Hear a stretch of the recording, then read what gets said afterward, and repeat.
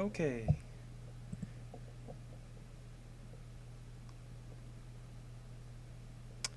So welcome back. Alright. So we're going to be continuing with our project, creating our box. And the last portion, what we did was basic polygon modeling. And we briefly touched on UV unwrapping. Truth be told, there's a whole lot more that we're going to be getting into with the UVs, and it's probably most people's least favorite part of 3D art, so you'll have to bear with me in this last part, or in this next section, but we gotta get it done. Oops. Oh man, where did I save myself? Classwork, of course. Great. Okay, so now that we're continuing on our project, something that I'd like to do before we get going is maybe crash Maya. We'll see what happens. Oh, no, we're okay. So the first thing what I want to do is come under File and do a new Save As. And I'm going to call this this is called iterative saving, which I was talking about in class. Making sure that you save enough so that when something goes wrong, if something goes wrong, you have a fallback plan, essentially. So now that we have kind of our cool box laid out, what I want to do next is start doing the UVs.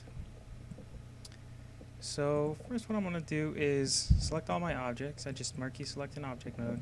I'm going to deselect the box by control clicking, and then I'm going to come over to the right in the channel box, and then I'm going to go under layers. I'm going to do a create layer from selected. What this is going to do is add all these objects which we had selected into a new layer which we can turn on and off, kind of similar to Photoshop. So what we're left with is just our big box. And since we already laid out the UVs for the other portion, this is the only thing that we have left. So how are we gonna split this up? So let's consider how this crate might be built. The way I look at it is that these faces represent like one sheet of metal, one sheet of wood, whatever. They're all separated from the rest of this kind of like border, right? So I want to create these UVs separately, and we went on this, we briefly touched on this in class, but let's go over it again. The first way I want you guys to try UVing is through projecting the UVs through a planar mapping. So let's select two faces, which are, actually we'll do one face at a time first. So I'm going to select this face, and down at the bottom you can see that this face is pointing in the X direction. So I'm going to come up to create UVs, planar mapping, and I'm going to click the little box, and I'm going to make sure to hit X axis. Cool, it's already there. I'm going to hit apply, and we've created some UVs. So let's go to UV texture editor, and oh boy is it a mess. So we can see that what we have is this big box being what we just made. I'm going to go to UV, I'm going to select it, and then I'm going to hold down control and then right click and go to shell. It's going to grab my whole shell. There's also a new feature in 2015 where you can go shell and just literally hit shell, and it'll select the whole thing. That'll save you a lot of time as well. So what you can see here is that the shell is red, and what that means is that the computer thinks that we want to render the opposite side of the faces that we are. So it wants to render the inside side of this face, but we want it to view the outside. So what we want to do is select the UVs, and then up here in the top hand tool section there's a flip select the UVs in U and V. In this case it doesn't really matter which we use, so I'm going to flip it, and there we go. So we've got one done, and you can do this one at a time, face by face. You can also do multiple faces at once. So say this face, close out of this real quick. We got the small face on this side and the small face on this side.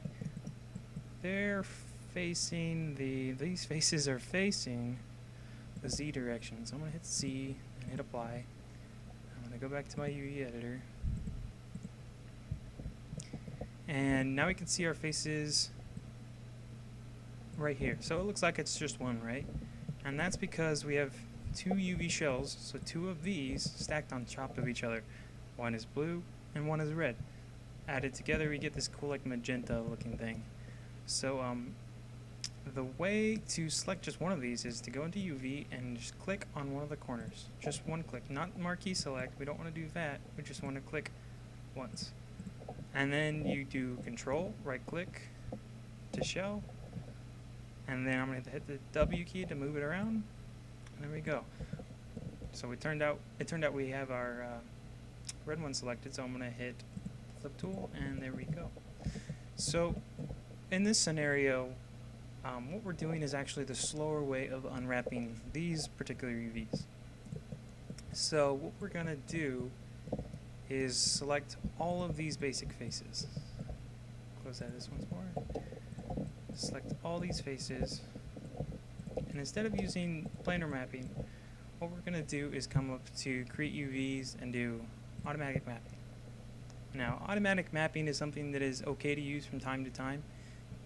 This is pretty much the simplest version, the best way to get everything we can out of automatic wrapping. And what I mean by that is that this is a box. Automatic unwrapping, as you can see these panels, is projecting flat on each axis. Because this is a box, it's perfect for that. So if we go to UV texture editor, we will see our new boxes are laid out for us. But there is a problem, which I just noticed. So if I was to go to UV and select these, you can see that all these big square ones are our faces. The problem is that these aren't proportional to the geometry. We should have some really long faces.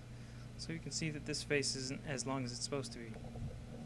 And that's okay. So what we're going to do is fix this problem the easiest way, which is by selecting all the faces. And when we go into create UV's automatic mapping, we're going to open up the extra panel. And let's see. Let's try optimize for less distortion by clicking on it. And we're going to hit scale mode to none. And what that means is that it's not going to try and fit whatever UVs it has into the square by squishing them down. It's just going to project what there is. I'm going to hit apply. Oh, and that didn't seem to work. Well, undo then. Automatic mapping.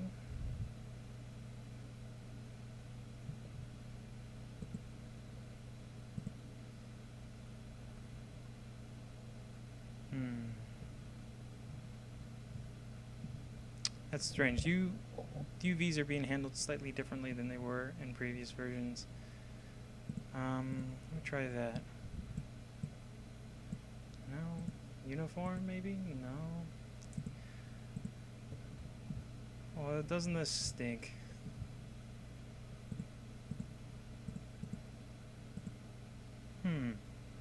Well, I guess we're gonna have to do it the hard way.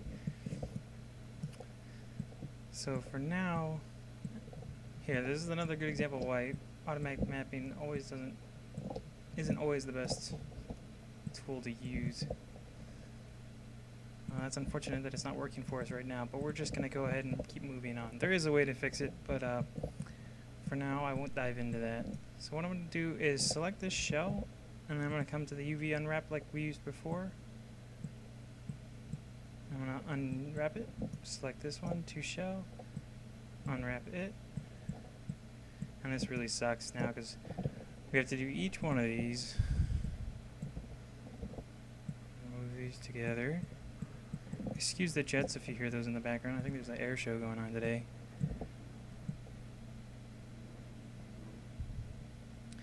That would be the bottom piece, the shell.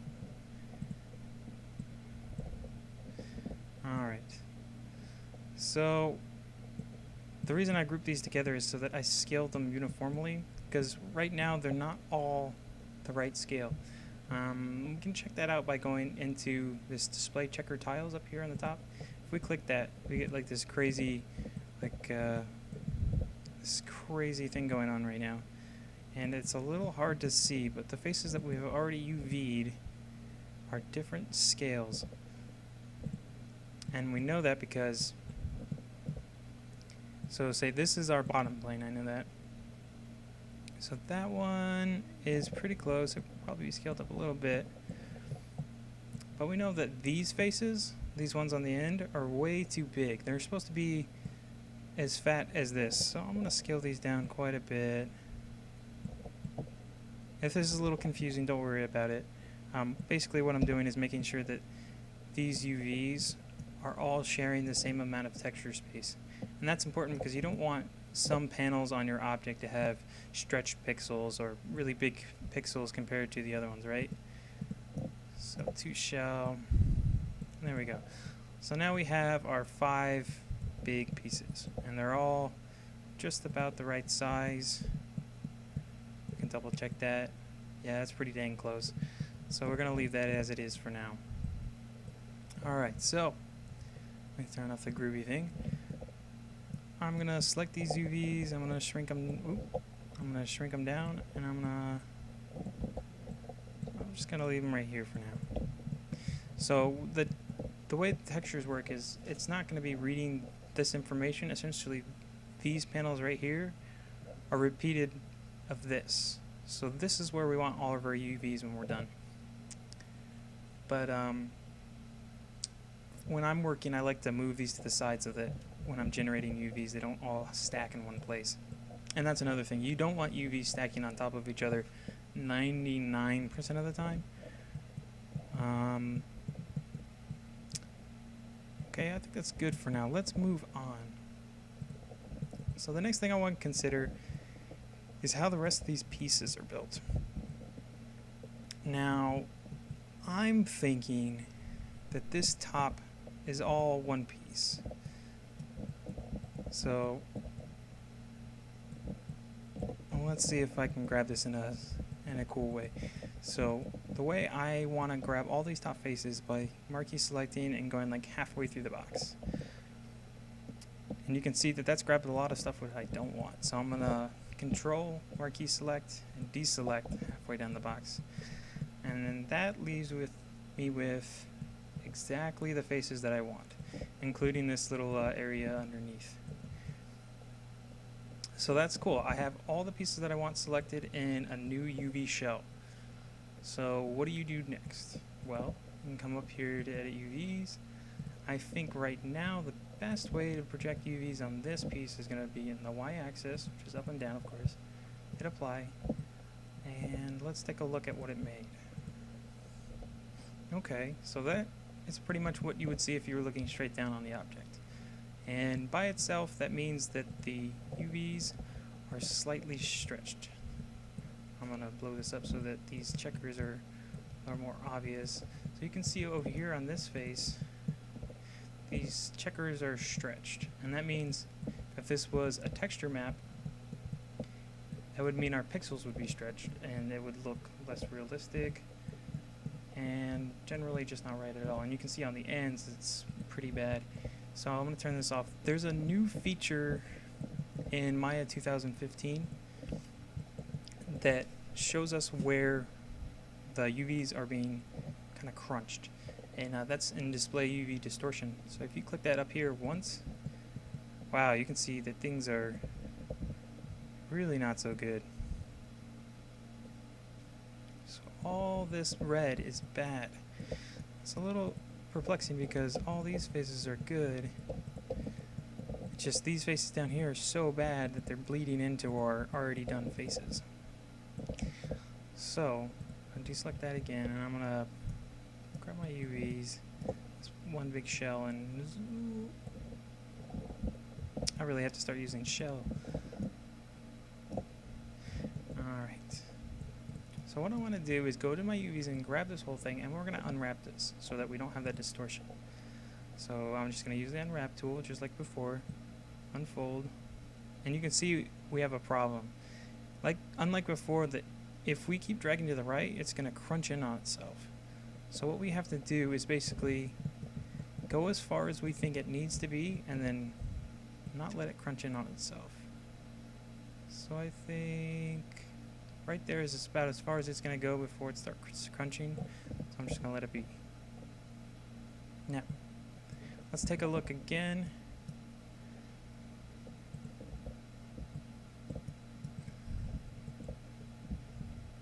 That's very odd.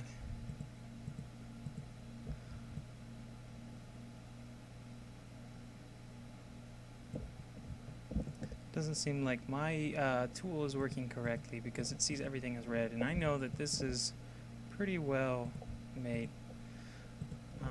Let's look at this again. I'm gonna grab the UVs. I'm just gonna scale it up. So what I can see now is that there's less distortion. There's still some distortion here, and that's because our UVs are still all connected, so this is one huge piece, and sometimes you might consider breaking this up into more shells, but for now we're going to keep it simple and keep it one piece.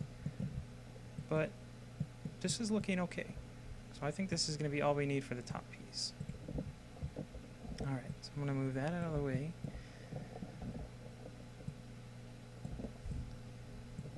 Alright, so what's next? Well, all this other stuff. So, I think what we're gonna do is maybe treat this bottom. Actually, you know what? To save us even more time. No, I kind of like this how it is because you can imagine them. So what I was thinking of doing is taking this face and eliminating it like we did before. But if I think about it, if this is a functional crate and I was to duplicate it, it would be cool if they stacked on each other, and then that the cavity underneath is allowing for this bump to sit right there. So you can imagine this real world and being able to stack. And when you're creating objects, you want to consider stuff like that because that's an important way how we build worlds. Essentially, I do want to move these back now. So here's the problem with moving objects geometry around after you unwrap something. If I move this around like this, because I decided it looks better that way, I'm not sure it does, but if I did, what happens is I'm stretching the UVs now. So I have to go back into the UV editor and select the shell and continue to unfold, and you can see things changed a little bit there. So whenever you make an adjustment to your mesh after you've already unwrapped your UVs, you have to make sure and go and touch up your UVs again. Alright, so let's go back into unwrapping the rest of this. So the way I think is going to be best right now is to separate the material that makes up these pillars, right, the up and down, but end it here. So the way I'm going to select all these is I'm going to marquee select across my model, and then I'm going to deselect these big faces. And instead of creating UVs on top, I think I'm going to create them on the side using the x-axis. Let's try that. Planar mapping, x-axis, apply. Alright, I'm going to move these down here so they're not in the way. And let's start unwrapping these. So I'm going to go to UV. A cool thing about the UV unwrap tool, or the unfold tool rather, is that when you select more than one shell, I know that there's multiple shells in this little area, it's only going to select the top one because it only unfolds one at a time. So when I unfold this, it's only giving me one. So I can just use this to separate and unfold at the same time. So it's another way of saving time. You can see this one's not quite the same size, although I know they're supposed to be. Yeah, close enough. There seems to be very strange things going on today by my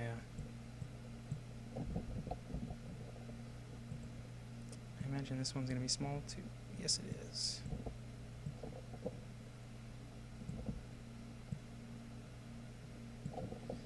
Alright.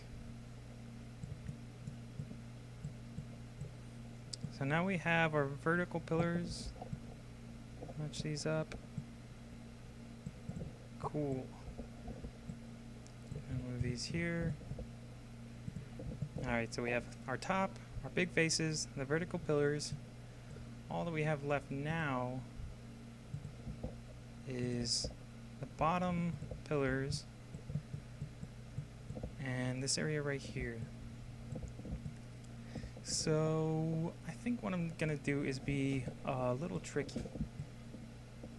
You know what? No, I want to do this the right way. How should we do this?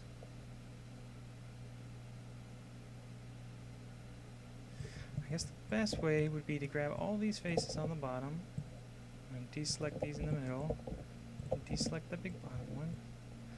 And what I'm going to do is I'm going to project from the top again. Create UVs, planar mapping, Y, apply, UV texture editor. Alright, let's see what we got. Alright, kind of a mess. Because it's the bottom, I know most of the faces are pointing the wrong way. I'm going to go ahead and flip this. So now it's mostly blue. Alright, now I'm going to take the UVs and I'm going to see what happens when I unwrap this. I don't expect it to look very good, but we'll just see what happens.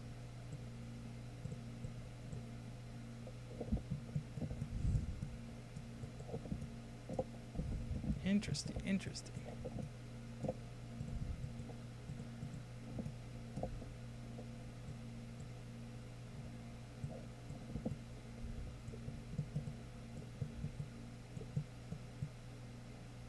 That is very odd. So what it did is it didn't apply these all together. Now mine's acting kind of strange. What I'm going to do is I'm going to save, continue. I'm going to do an iterative save, save scene as. Make this 3. I'm going to close out. Sometimes just closing out Maya is the best way to kind of just reset things. You can tell it's taken a long time to close out, so it must be having some issue in the back end that we don't know about.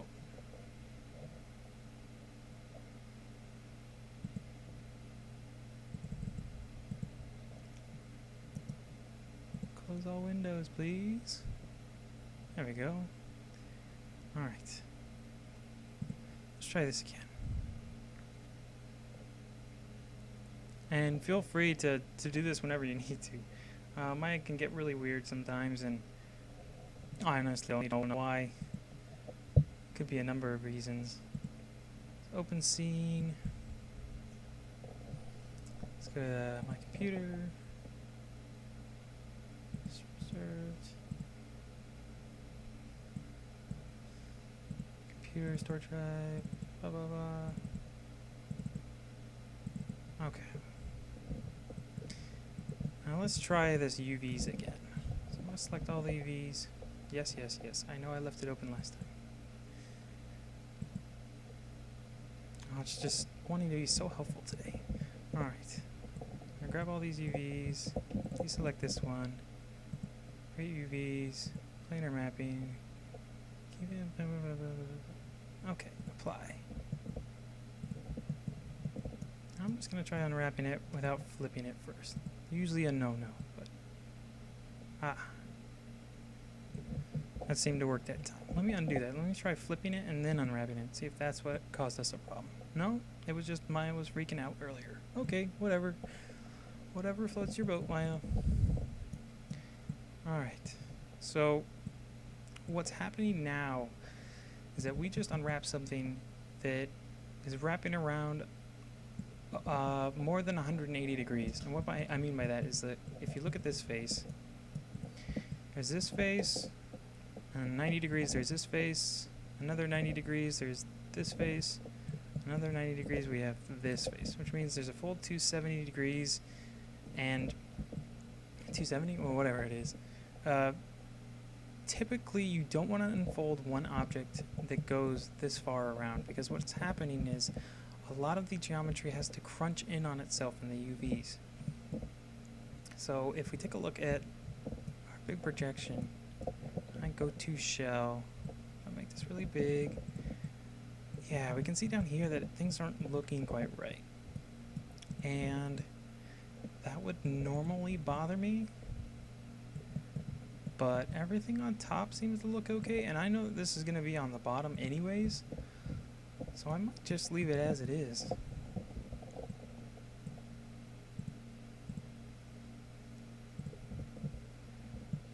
That's so strange. I don't know why this display UV distortion isn't working correctly.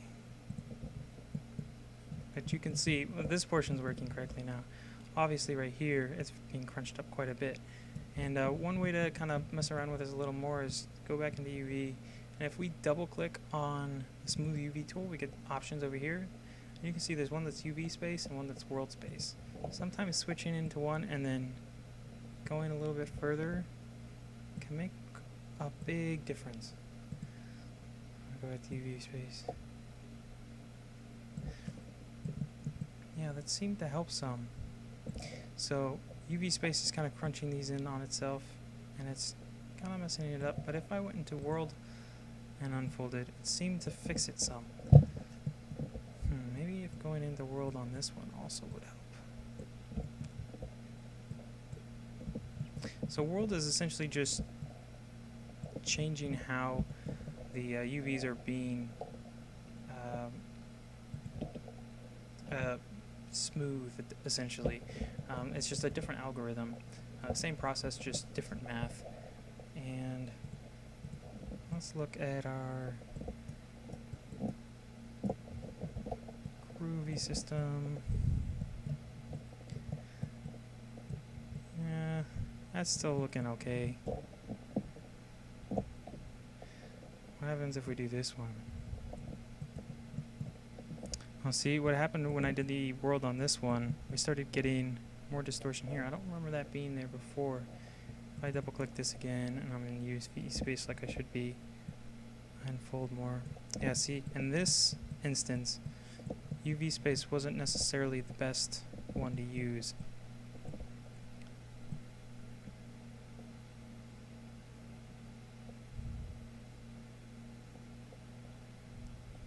There we go. Of course, UVs never have to be exactly perfect. A lot of people are never going to notice little things that go wrong. But the video game industry is getting bigger and bigger every year, and the problem is that it is getting so big that our graphics are becoming so good that soon we're going to be doing photorealism stuff. And if you know how to unwrap UV so that all the pixels on this object are the same exact size, you will be hugely important in the video game industry, because not a lot of people spend time working on UVs like this.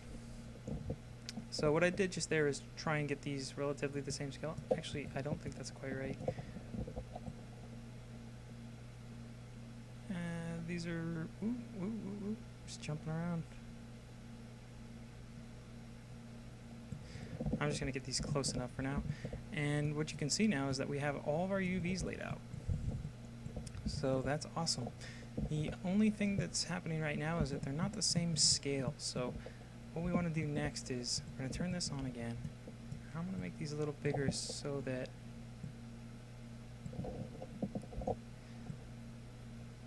the boxes are a little easier to see. So I can tell that the box is on the top and the box is on the side, the box is on here are slightly different. So I know that these are all scaled the right size.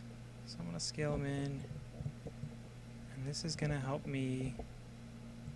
I can even move these left to right and up to down to help line up this grid and really get a good idea about whether or not they're the right size. So I think that's really close. Now let's do these next.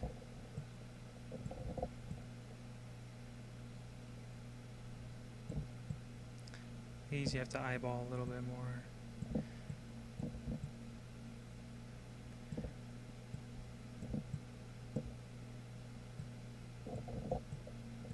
Yeah, I think that's pretty close now. Yeah.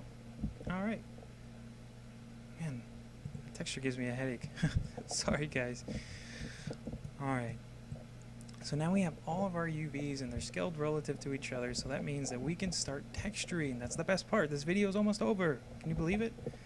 The only thing we have to do now is organize these pieces into this tiny little gray space so that we have the least amount of unused space.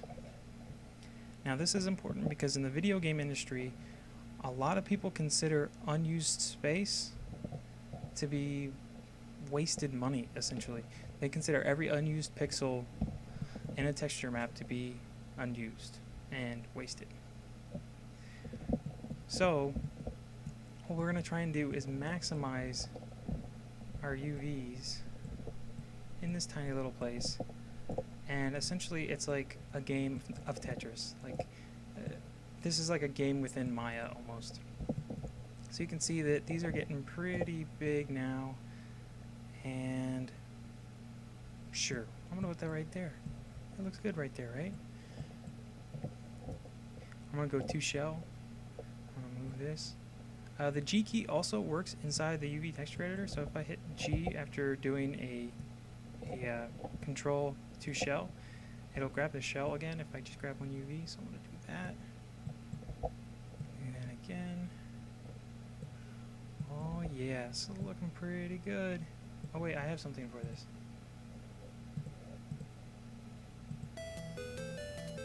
Yeah.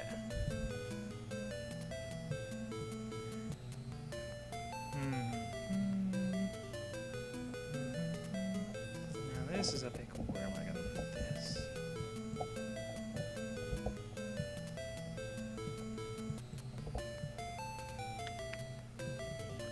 Rotate it maybe?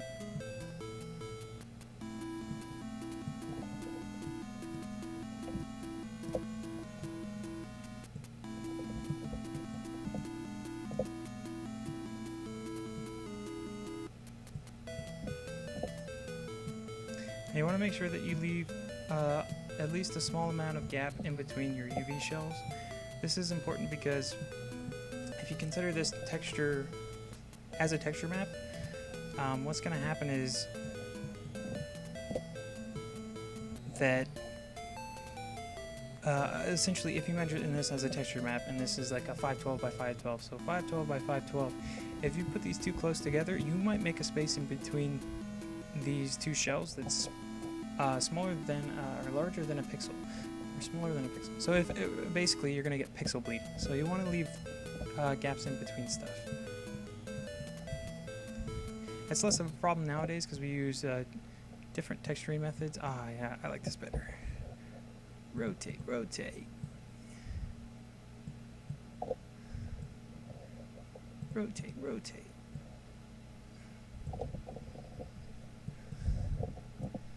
Shell.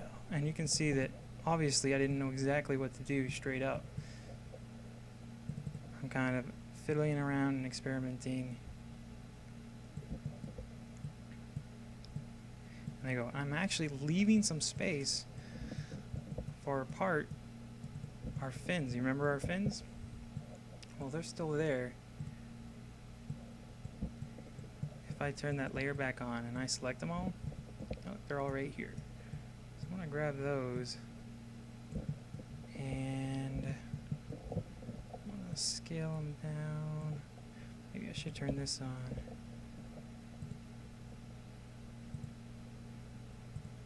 Well, I know that these... God, this thing gives me a headache. Do shell. I know that these have to be as tall as this. So I'll rotate this around and get it relatively close. There we go. So all those are overlapping, and that's okay for now because they're all roughly the same exact thing. There are many tricks that you can do to save texture space more. Obviously this could be optimized a little bit better.